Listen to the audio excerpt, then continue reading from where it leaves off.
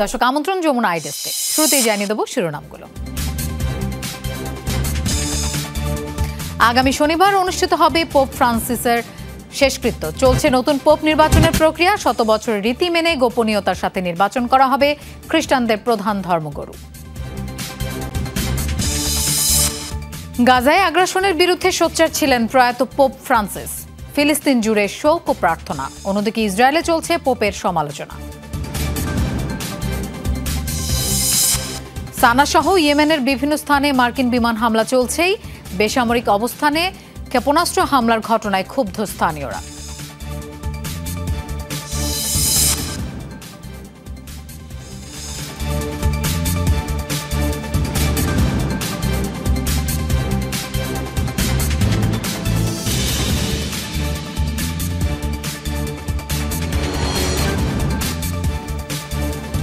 দর্শক এতক্ষণ শিরোনাম দেখছিলেন, আপনাদের সঙ্গে থাকছি আমি মৌসুমী আহমেদ লোপা। যাচ্ছি পুরো খবরে। আগামী শনিবার অনুষ্ঠিত হবে পোপ ফ্রান্সিসের শেষকৃত্য। এক বিবৃতিতে এই তথ্য জানিয়েছে ভ্যাটিকান। সীমিত পরিসরে হবে শেষ বিদায়ের আনুষ্ঠানিকতা। অংশ নেবেন মার্কিন প্রেসিডেন্ট ডোনাল্ড ট্রাম্প। ভ্যাটিকানে নয়, 100 বছরের রীতি ভেঙে পোপ ফ্রান্সিসকে সমাহিত করা হবে রোমে।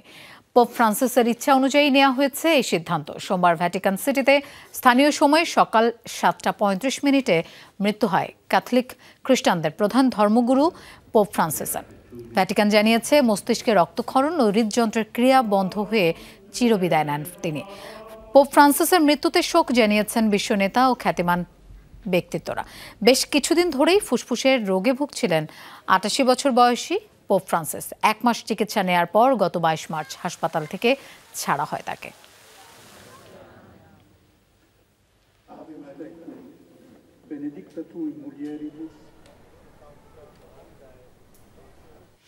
চলছে নতুন পোপ নির্বাচনের প্রক্রিয়া। এরই মধ্যে আলোচনা চলছে কে হতে পারেন ক্যাথলিক খ্রিস্টানদের প্রধান ধর্মগুরু। 100 বছরের প্রাচীন রীতি মেনেই অত্যন্ত গোপনীয়তার সাথে নির্বাচন করা হয় পোপ। আর পুরো প্রক্রিয়া চলাকালে কনক্লেভে অবস্থান করেন ক্যাথলিক চার্চের শীর্ষ ধর্মযাজকেরা। ফলে চূড়ান্ত নির্বাচনের আগে পর্যন্ত সুযোগ থাকে না সম্ভাব্য তালিকায় কে কে রয়েছেন তা জানার। কয়েকশো বছর ধরে প্রাচীন ধর্মীয় রীতি মেনেই ক্যাথলিকরা বেছে নেন প্রধান ধর্মীয় গুরুকে।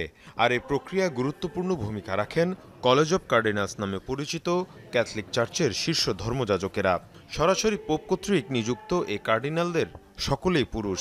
নতুন পোপ নির্বাচিত হওয়ার আগ পর্যন্ত এই কার্ডিনালরাই চার্চের সব দায়িত্ব পালন করে থাকেন। একজন কার্ডিনাল।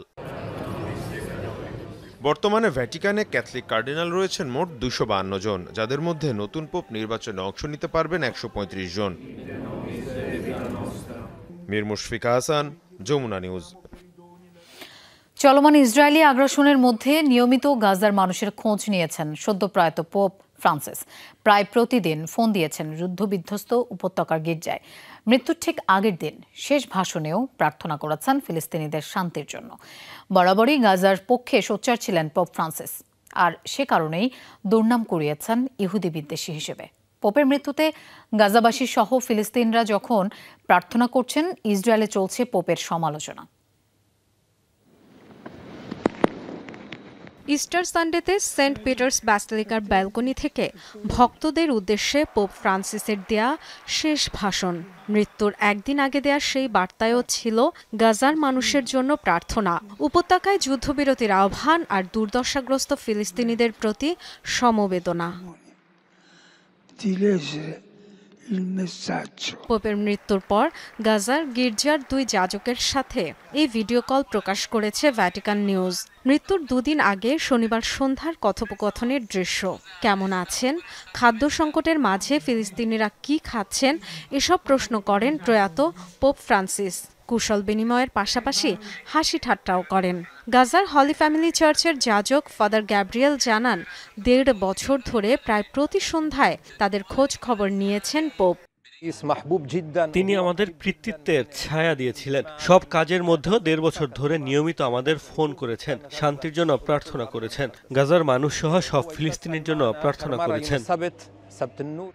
গাজা, জেরুজালেম, বেথলেহেম সহ ফিলিস্তিনের বিভিন্ন স্থানে পোপ ফ্রান্সিসের জন্য প্রার্থনায় যোগ দেন খ্রিস্ট ধর্মাবলম্বী ফিলিস্তিনিরা। প্রয়াত পোপের অবদানের কথা স্মরণ করেন মুসলিমরাও। তিনি ফিলিস্তিনিদের যুদ্ধের শেষ চেয়েছিলেন, আর সে প্রার্থনা করে গেছেন অর্থ সংগ্রহ করে গাজার মানুষের জন্য পাঠাতেন। তিনি যেভাবে ফিলিস্তিনিদের পাশে দাঁড়িয়েছেন এবং বিশ্বজুড়ে আমাদের কথা বলেছেন তা প্রশংসনীয়। ভ্যাটিকানের পরবর্তী প্রধানও তার মতো মানবতা আর শান্তির পক্ষে থাকবেন বলে প্রত্যাশা রাখি। গাজা সহ ফিলিস্তিনে যখন পোপ ফ্রান্সিসের জন্য শোক আর প্রার্থনা চলছে, ইসরায়েলে ভিন্ন চিত্র। পোপকে ইহুদি বিদ্বেষে আখ্যা দিয়ে দেদার্সের সমালোচনা চলছে সোশ্যাল মিডিয়ায়। পোপের মৃত্যুতে কিছু জায়গায় ইসরায়েলিদের উল্লাসের খবরও পাওয়া গেছে। এমনকি ফিলিস্তিনের পক্ষে সরব ছিলেন বলে পোপ ফ্রান্সিসের শেষকৃত্যে অংশ নেওয়াই উচিত নয় ইসরায়েলি নেতাদের, চলছে এমন প্রচারণাও। Dorothy Thurston, Jamuna news. গাজায় ইসরায়েলি বর্বরতায় আরও 25 ফিলিস্তিনের মৃত্যু হয়েছে। দেশটির স্বাস্থ্য কর্তৃপক্ষ জানায় স্থানীয় সময় মঙ্গলবার ভোর থেকে হয়েছে এই প্রাণহানি। দক্ষিণ ও উত্তর গাজায় লাগাতার হামলা চালিয়ে যাচ্ছে ইসরায়েলি সেনারা। বিমান হামলার পাশাপাশি বুলডোজার দিয়ে গুঁড়িয়ে দেওয়া হচ্ছে বিভিন্ন স্থাপনা। দক্ষিণের রাফা শহরে ড্রোন হামলায় প্রাণ গেছে 2 জনের। জাবালিয়ায় শরণার্থী শিবিরে এক নারী ও শিশু সহ মৃত্যু হয়েছে 5 ফিলিস্তিনের। এছাড়া খান ইউনিসে একাধিক হামলায় আগুন লেগে দগ্ধ হয়ে কমপক্ষে 11 ফিলিস্তিনি নিহত হয়েছেন। গাজায় যুদ্ধ বন্ধের লক্ষ্যে হামাসকে নতুন একটি প্রস্তাব দিয়েছে কাতার ও মিশরের মধ্যস্থতাকারীরা। সংবাদ মাধ্যম বিবিসিকে এ তথ্য জানিয়েছেন সংশ্লিষ্ট এক ফিলিস্তিনি কর্মকর্তা। সব ইসরায়েলি জিম্মির বিনিময়ে ফিলিস্তিনি কারাবন্দীদের মুক্তি এবং 5 থেকে 7 বছর স্থায়ী যুদ্ধবিরতির কথা বলা হয়েছে নতুন প্রস্তাবে। আনুষ্ঠানিকভাবে যুদ্ধের সমাপ্তি এবং গাজা থেকে পুরোপুরি ইসরায়েলি সেনা প্রত্যাহারের প্রসঙ্গও রয়েছে। কায়রোয় আলোচনায় অংশ নেবেন হামাসের রাজনৈতিক কাউন্সিলের প্রধান মোহাম্মদ দারউইশ এবং আলোচক দলের প্রধান খলিল আল হায়া। এ বিষয়ে এখনো কোনো মন্তব্য করেনি তেল আবিব। সম্প্রতি ইসরায়েলের দেয়া আরেকটি প্রস্তাব প্রত্যাখ্যান করে হামাস। সেখানে 6 সপ্তাহ যুদ্ধবিরতির বিনিময়ে ফিলিস্তিনি সংগঠনটির নিরস্ত্রীকরণের দাবি জানানো হয়। গত মাসেই ইসরায়েলের আগ্রাসনে ভেস্তে যায় যুদ্ধবিরতি চুক্তি। গাজায় সাংবাদিকতা করছে 11 বছর বয়সী শিশু সুমাইয়া উষা। 2023 সালে যুদ্ধ শুরুর পর থেকে ইসরায়েলি হামলায় প্রাণ হারিয়েছেন প্রায় 200 সাংবাদিক, কিন্তু মৃত্যু ভয়ও দমাতে পারেনি ছোট্ট সুমাইয়াকে। মাতৃভূমি ও মানুষের দুঃখ দুর্দশা বিশ্বের সামনে সে তুলে ধরছে নির্দ্বিধায়। সুমাইয়া উষা ছোট্ট একটি মেয়ে, কিন্তু দায়িত্ব পালন করছে একজন পেশাদার সাংবাদিকের মতো। নিচ্ছে সাক্ষাৎকার, তুলে ধরছে গাজার যুদ্ধবিধ্বস্ত জনজীবন, সাধারণ মানুষের অন্তহীন কষ্ট আর অসহায়ত্ব। গাজায় ইসরায়েলি আগ্রাসন শুরুর আগে থেকেই সুমাইয়ার স্বপ্ন ছিল সাংবাদিক হওয়ার, কিন্তু জন্মভূমির ভয়াবহ সংকট মাত্র 11 বছর বয়সেই তাকে ঠেলে দেয় বাস্তবতার ময়দানে। শুরুতে পরিবার দ্বিধায় থাকলেও শেষ পর্যন্ত মেয়ের ইচ্ছার কাছে হার মানেন মা বাবা। বরং বাবা নিজেই এখন মেয়েকে সহায়তা করছেন স্ক্রিপ্ট লিখতে। ছোটবেলা থেকেই আমি সাংবাদিক হতে চাইতাম, তাদেরকে নকল করতাম। এখন আমি নিজেই সাংবাদিকতা করছি। এটা বিশ্বের সামনে আমার নিজেকে প্রমাণের সুযোগ। যুদ্ধ শুরু হওয়ার পর থেকে ইসরায়েলি হামলায় প্রাণ হারিয়েছেন প্রায় 200 সাংবাদিক। সুমাইয়া জানে তার কাজে ঝুঁকি আছে, যে কোনো মুহূর্তে হতে পারে টার্গেট, তবু ভয় নেই তার চোখে। 2022 সালের মে মাসে ইসরায়েলি সেনাদের গুলিতে শহীদ হন আল জাজিরা সাংবাদিক শিরিন আবু আকলে। তার সাহসিকতা থেকেই অনুপ্রেরণা খোঁজে ছোট্ট এই প্রতিবেদক। সুমাইয়ার মতো সাহসী প্রজন্মের হাত ধরেই মুক্ত হবে ফিলিস্তিন, এমনটিই আশা যুদ্ধবিধ্বস্ত গাজাবাসীর। রেজওয়ানা সাইমা, যমুনা নিউজ। এবার একাডেমিক সিদ্ধান্তে হস্তক্ষেপের অভিযোগ তুলে ডোনাল্ড ট্রাম্প প্রশাসনের বিরুদ্ধে মামলা করেছে হার্ভার্ড ইউনিভার্সিটি। অভিযোগ, বিশ্ববিদ্যালয়টিকে নিয়ন্ত্রণের চেষ্টা করছেন মার্কিন প্রেসিডেন্ট। পাশাপাশি $2.2 বিলিয়ন তহবিল স্থগিতকে বেআইনি আখ্যা দেওয়া হয়। ইসরায়েল বিরোধী শিক্ষার্থী আন্দোলনকে কেন্দ্র করে সম্প্রতি সরকারের সাথে হার্ভার্ড কর্তৃপক্ষের বিবাদ পৌঁছেছে চরমে। সবশেষ দেশটির শিক্ষা কার্যক্রম বৈচিত্র্যপূর্ণ কিনা তা নিশ্চিতে তত্ত্বাবধায়ক নিয়োগের প্রস্তাব প্রত্যাখ্যান করেছে বিশ্ববিদ্যালয়টি, যার জেরে নতুন করে $9 বিলিয়ন ফেডারেল তহবিল পুনর্বিবেচনার হুমকি দিয়েছে ট্রাম্প প্রশাসন। যুক্তরাষ্ট্রে ইহুদি বিদ্বেষ ঠেকানোর অজুহাতে ক্ষমতায় যাওয়ার পর থেকেই শীর্ষস্থানীয় বিশ্ববিদ্যালয়গুলোর উপর একগুচ্ছ নীতিমালা চাপিয়ে দেন ট্রাম্প, যা মানতে নারাজ হার্ভার্ড।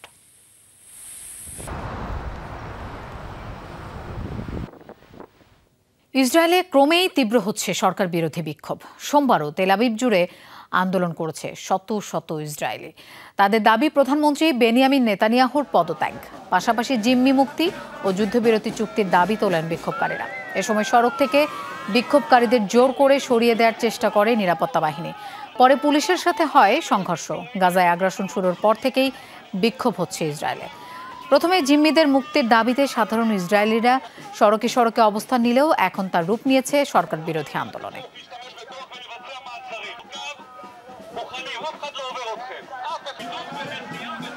27 ফরাসি আইন প্রণেতার ভিসা বাতিল করেছে ইসরায়েল। ফরাসি গণমাধ্যম ফ্রান্স 24 জানিয়েছে এই তথ্য। সংবাদ মাধ্যমটি জানায়, তাদের পূর্ব নির্ধারিত ইসরায়েল সফরের দুদিন আগে ভিসা বাতিল করা হয়েছে। 27 আইন প্রণেতার সবাই বামপন্থী রাজনীতির সাথে জড়িত। তেল আবিবের দাবি, দেশটির প্রচলিত আইনে রাষ্ট্রের স্বার্থবিরোধী কর্মকাণ্ডে জড়িত থাকার অভিযোগে ভিসা বাতিলের সিদ্ধান্ত নেওয়া হয়েছে। সম্প্রতি জুন মাসে ফিলিস্তিনকে স্বাধীন রাষ্ট্রের স্বীকৃতি দেওয়ার ঘোষণা দেন ফরাসি প্রেসিডেন্ট ইমানুয়েল ম্যাক্রন, যার জেরে ফ্রান্সের সাথে সম্পর্কে তিক্ততা বেড়েছে তেল আবিবের। সানায় হামলার রেশ কাটতে না কাটতেই আবারও ইয়েমেনে বেসামরিকদের উপর বিমান হামলা চালিয়েছে যুক্তরাষ্ট্র। রাজধানী সানার পাশাপাশি মারিব প্রদেশ এবং লোহিত সাগর তীরবর্তী কামারান অঞ্চলে চালানো হয় ক্ষেপণাস্ত্র হামলা। এদিকে রোববারের হামলায় নিহতদের সবাই বেসামরিক বলে জানিয়েছে হুতি বিদ্রোহীরা। সানার একটি বাজারে বিমান হামলা চালায় যুক্তরাষ্ট্র। ইয়েমেনের রাজধানী সানার ব্যস্ততম বাণিজ্যিক এলাকা। অক্ষত নেই কোনো স্থাপনাই। মার্কিন বিমান হামলায় ক্ষতিগ্রস্ত হয়েছে সব ভবন। কোনোটি ধসে পড়েছে পুরোপুরি, আবার কোনোটি ব্যাপকভাবে ক্ষতিগ্রস্ত। ধ্বংস হয়েছে বহু যানবাহনও। হুতি বিদ্রোহীরা বলছে, একটি বাজার লক্ষ্য করে ক্ষেপণাস্ত্র হামলা চালায় মার্কিন বিমান বাহিনী। হতাহতদের সবাই বেসামরিক নাগরিক। রাত 10টার দিকে হামলা হয়। তখন সবাই ঘুমের প্রস্তুতি নিচ্ছিল। হঠাৎ আমরা বিমানের শব্দ শুনি, তারপর মিসাইল হামলা হয়। অবশ্যই এটা অপরাধ। হঠাৎ করে ক্ষেপণাস্ত্র এসে বিস্ফোরিত হয় আমাদের বাড়ির উপর। আমার ছেলে তখন বাইরে ছিল, পরে তাদের খুঁজে বের করি। সোমবারও চালানো হয় বিমান হামলা। ইয়েমেনের বিভিন্ন গণমাধ্যম বলছে, রাজধানী সানার পাশাপাশি লোহিত সাগর তীরবর্তী কামারান প্রদেশে চলে অভিযান। এর পাশাপাশি মারিব প্রদেশের 3 জেলায় বিমান হামলা চালায় মার্কিন বাহিনী।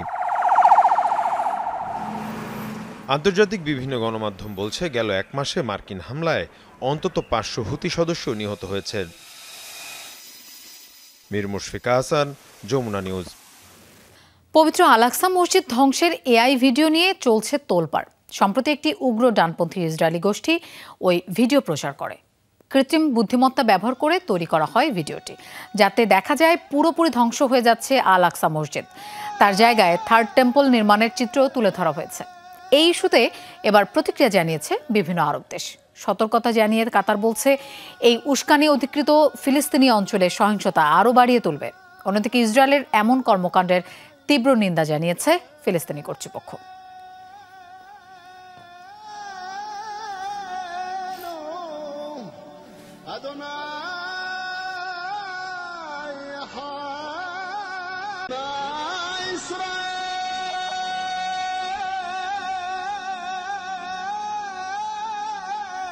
যুক্তরাষ্ট্রে আবারও দুর্ঘটনার কবলে পড়ল একটি বিমান। অল্পের জন্য প্রাণে রক্ষা পেল প্রায় 300 আরোহী। সোমবার 282 যাত্রী ও 12 ক্রু নিয়ে ফ্লোরিডার অরল্যান্ডো থেকে রওনা দেওয়ার প্রস্তুতি নিচ্ছিল ডেল্টা এয়ারলাইন্সের 1213 ফ্লাইট। গন্তব্য ছিল আটলান্টা। উড্ডয়নের আগ মুহূর্তে হঠাৎ আগুন ধরে যায় এয়ারবাসের A330 মডেলের বিমানটির একটি ইঞ্জিনে। কয়েক মিনিটের মধ্যে ঘটনাস্থলে পৌঁছে যায় ফায়ার সার্ভিস ও উদ্ধারকারী দল। নিরাপদে বের করে আনা সম্ভব হয় সব আরোহীকে। দুর্ঘটনার কারণ জানতে তদন্তের ঘোষণা দিয়েছে ফেডারেল এভিয়েশন অ্যাডমিনিস্ট্রেশন।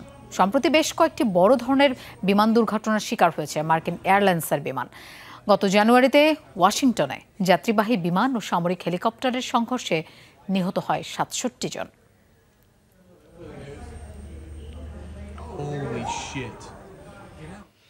ইউক্রেনের ওডেসায় ব্যাপক ক্ষেপণাস্ত্র এবং ড্রোন হামলা চালিয়েছে রাশিয়া। সোমবার বন্দরনগরীর বিভিন্ন স্থানে এই অভিযান চালায় রুশ বাহিনী। বিমান থেকে ক্ষেপণাস্ত্র নিক্ষেপের পাশাপাশি বিভিন্ন ড্রোন ছোড়া হয়। এতে বেশ কিছু ভবনে আগুন ধরে যায়। পরিস্থিতি নিয়ন্ত্রণে আনতে ব্যাপক তোড়জোড় চালায় কিয়েভ প্রশাসন। দীর্ঘ প্রচেষ্টার পর নিয়ন্ত্রণে আসে আগুন। মার্কিন প্রেসিডেন্ট ডোনাল্ড ট্রাম্প ক্ষমতায় আসার পর থেকেই উদ্যোগ নেন রাশিয়া ইউক্রেন সহিংসতা বন্ধের। মাঝে হামলার পরিধি কিছুটা কমায় রাশিয়া। সম্প্রতি ইউক্রেনের বিভিন্ন স্থানে অভিযানের পরিধি বাড়িয়েছে মস্কো।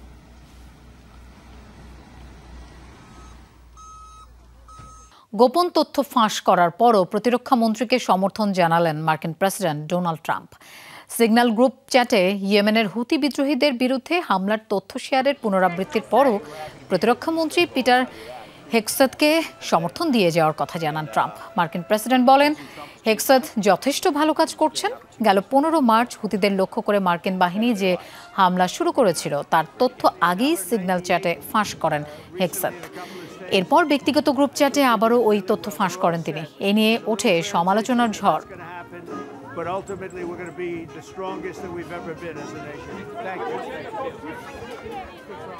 তবে কি আত্মহত্যার নাটক সাজিয়ে আর্জেন্টিনা পালিয়ে গিয়েছিলেন অ্যাডলফ হিটলার? জার্মান স্বৈরশাসকের মৃত্যু নিয়ে প্রচলিত নানা ষড়যন্ত্র তত্ত্বকে নতুন করে উস্কে দিলেন সিআইএর এক সাবেক এজেন্ট। তার দাবি, দ্বিতীয় বিশ্বযুদ্ধের পরও হিটলারের জীবিত থাকার প্রমাণ জোরালো হচ্ছে ক্রমেই। বব বেয়ার নামের ওই এজেন্টের বিশ্বাস, সে সময় আর্জেন্টিনায় পালিয়ে যাওয়া নাৎসি সদস্যদের সব গোপন নথি প্রকাশ করলেই বেরিয়ে আসবে চাঞ্চল্যকর বহু তথ্য। 1945 সালের 30 এপ্রিল পতন নিশ্চিত জেনে বার্লিনের এক সুরক্ষিত বাংকারে আত্মহত্যা করেছিলেন অ্যাডলফ হিটলার। আংশিক পুড়ে যাওয়া মরদেহ সমাহিত করা হয় খুব গোপনে। পরে আবার তা উত্তোলন করে পরীক্ষা নিরীক্ষার পর এই স্বৈরশাসকের মৃত্যু নিশ্চিত করেছিল তৎকালীন সোভিয়েত ইউনিয়ন কর্তৃপক্ষ। তবে সত্যি কি সেদিন আত্মহত্যা করেছিলেন আলোচিত জার্মান স্বৈরশাসক?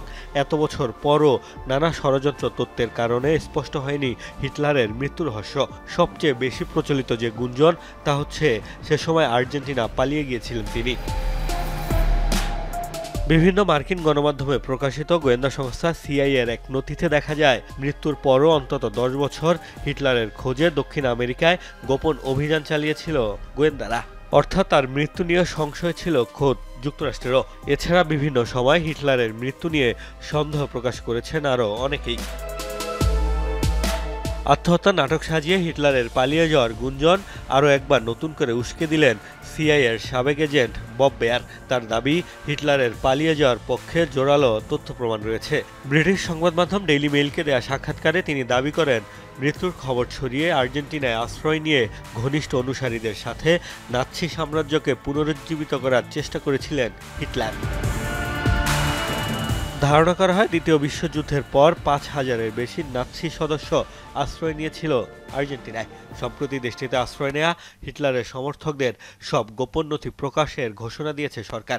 বব বেয়ারের দাবি, নথিগুলো প্রকাশ পেলে মিলবে অনেক চাঞ্চল্যকর তথ্য। এমনকি নতুন করে লিখতে হতে পারে হিটলারের মৃত্যুর ইতিহাস। মোস্তফা মাহমুদ, যমুনা নিউজ। হাতি এবং ঐতিহ্যবাহী নাচের মাধ্যমে ভারতের জয়পুরে স্বাগত জানানো হলো মার্কিন ভাইস প্রেসিডেন্ট জেডি ভ্যান্সকে। মার্কিন ভাইস প্রেসিডেন্ট জেডি ভ্যান্স তার পরিবারের সাথে ভারত সফরে রয়েছেন। মঙ্গলবার সকালে জয়পুরের আমের দুর্গ পরিদর্শন করেন ভ্যান্স। এ সময় দুর্গে ভ্যান্স, তার স্ত্রী উষা এবং তাদের 3 সন্তানকে রাজস্থানী কায়দায় অভ্যর্থনা জানানো হয়। তাদের স্বাগত জানায় চন্দ এবং পুষ্পা নামের 2টি হাতি। সাংস্কৃতিক পরিবেশনা উপভোগ করেন মার্কিন ভাইস প্রেসিডেন্ট। ঘুরে দেখেন দুর্গের বিশাল অংশ। ভারত ও যুক্তরাষ্ট্রের মধ্যে কূটনৈতিক সম্পর্ক আরও জোরদার করতে মার্কিন ভাইস প্রেসিডেন্টের এই সফর। ভারতের গুজরাটে একটি প্রশিক্ষণ বিমান বিধ্বস্ত হয়েছে। এতে বিমানের পাইলট অনিকেত মহাজন নিহত হয়েছেন। মঙ্গলবার একটি প্রাইভেট এভিয়েশন প্রতিষ্ঠানের মালিকানাধীন বিমানটি গুজরাটের আমরেলিতে বিধ্বস্ত হয়। স্থানীয়রা জানান, বিমান বিধ্বস্তের জেরে বিকট বিস্ফোরণের শব্দ শোনা যায়। এতে আশপাশের এলাকায় বেশ আতঙ্ক ছড়ায়। খবর পাওয়ার পর ঘটনাস্থলে উপস্থিত হন পুলিশ ও ফায়ার সার্ভিসের কর্মীরা। বর্তমানে বাসিন্দাদের নিরাপত্তার স্বার্থে স্থানটি ঘিরে রেখেছে নিরাপত্তা বাহিনী। গুজরাটে গত মাসেও দুর্ঘটনার কবলে পড়েছিল আরও একটি প্রশিক্ষণ বিমান। পোপ ফ্রান্সিসের মৃত্যুর পর ভ্যাটিকান পরিচালনার অন্তর্বর্তী দায়িত্ব পেয়েছেন কার্ডিনাল কেভিন ফারেল। 2019 সালে এই দায়িত্ব পান তিনি। পোপ ফ্রান্সিস নিজেই এই ভূমিকার জন্য কার্ডিনাল ফারেলকে মনোনীত করেছিলেন। নিয়ম অনুযায়ী নতুন পোপ দায়িত্ব নেওয়া পর্যন্ত ভ্যাটিকান পরিচালনা করবেন কেভিন ফারেল। 77 বছর বয়সী ফারেল জীবনের 30 বছরের বেশি সময় যুক্তরাষ্ট্রের বিভিন্ন গির্জায় দায়িত্ব পালন করেছেন। 2016 সালে তাকে ভ্যাটিকানে আনেন পোপ ফ্রান্সিস। পোপের মৃত্যুর খবরও আনুষ্ঠানিকভাবে বিশ্ববাসীকে জানান এই আইরিশ আমেরিকান কার্ডিনাল।